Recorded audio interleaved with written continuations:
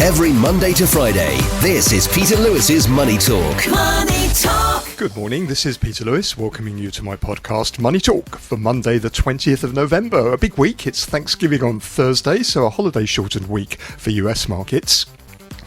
In today's business and finance headlines, President Xi Jinping reiterated that China will stick to a path of peaceful development as he wrapped up his first visit to the US in 6 years. Speaking at the final meeting of the Asia-Pacific Economic Cooperation Summit in San Francisco, President Xi said countries should build an open, dynamic, strong and peaceful Asia-Pacific community, and he called for an open and fair environment for technology developments. He reiterated his opposition to politicising or weaponising economic and trade issues and overstretching the concept of national security. A deal by Taiwan's two leading opposition candidates to join forces to unseat the ruling Democratic Progressive Party has run aground after just 3 days, with both camps saying they should head the ticket. A decision must be made before Friday's presidential election registration deadline.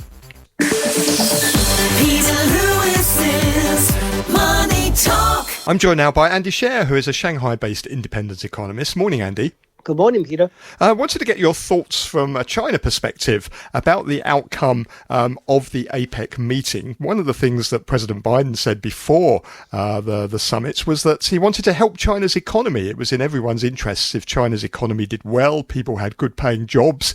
Did we see anything come out of this summit that maybe did some positive things for China's economy? Well, I doubt it. I think that the main point was to reduce tension, and the U.S. is interested in having a better relationship now because it has its hands full with the two wars going on, so it really doesn't want any surprise from China.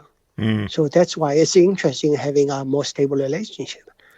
I think that Beijing is also. It's just that this war talk is not very good for the economy. And most people in China actually were expecting some sort of conflict. So I think that the issue is that I don't believe a real conflict really is going to happen anytime soon. But why would you want to have this kind of expectation in the population? So I think that this summit really helps. And I presume that just like President Biden doesn't want problems with China at the moment, likewise, President Xi doesn't want problems with the US, does he? Because he's got a very difficult economy at the moment. He's got a lot of problems to deal with, particularly in the property sector, trying to boost demand and consumers' confidence. The last thing he needs is a conflict with the USA. Yeah, I think the main thing is it's not in China. It's the economy is important, but it's not that important in the sense that the government has control. It's not like people are going to be go on the street and demanding something. So I think the key issue is this wolf warrior diplomacy, and what's the point, right? It's you created this expectation among the population that something is going to happen, but actually it's not happening. That's the issue, is that the Beijing has no plan to do anything real. So why do you want to create that kind of expectation? So you don't think there's going to be any move on Taiwan or anything like that in the near future? No, I doubt it. I think that China likes to talk, but when it comes to the real thing, it's usually really conservative. Historically, China is always too late to a fight. So China has never kind of started a fight like early, trying to seize initiative. So you look at it, if you really want to fight this, now is the time, because the U.S. has run out of ammo, right?